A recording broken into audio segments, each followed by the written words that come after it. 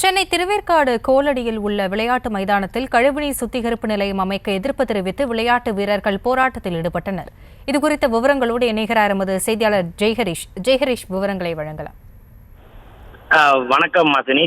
திருவள்ளூர் மாவட்டம் திருவேற்காடு நகராட்சி கோலடி பகுதியில் விளையாட்டு மைதானத்தில் கழிவுநீர் சுத்திகரிப்பு நிலையம் அமைப்பதற்கு எதிர்ப்பு தெரிவித்து இந்த பகுதியில் விளையாட்டு உபகரணங்கள் மீது மண்ணை தூவி விளையாட்டு வீரர்கள் நூதன போராட்டத்தில் ஈடுபட்டனர்.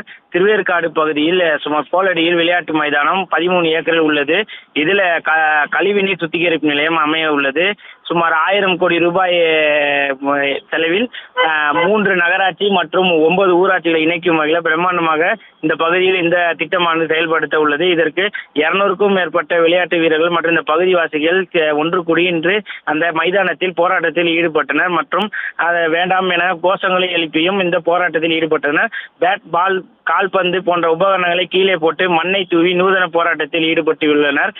கோலடி விளையாட்டு மைதானத்தில் கிரிக்கெட், கால்பந்து, கபடி, சிலம்பம் உள்ளிட்ட பயிற்சிகள் அளிக்கப்பட்டு வருகிறது. குறிப்பாக சிறுமிகள், பெண்கள் உட்பட 500க்கும் மேற்பட்ட விளையாட்டு வீரர்கள் பயிற்சி மற்றும் பொழுதுபோக்க இந்த பகுதியில் விளையாடி வருகின்றனர்.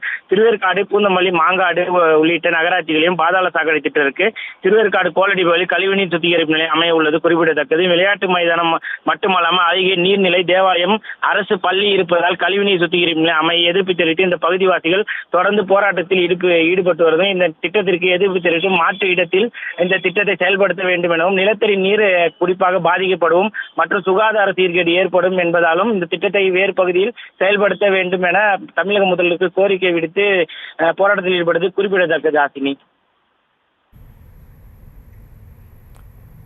விவரங்களுக்கு நன்றி ஜெய்ஹரிஷ்.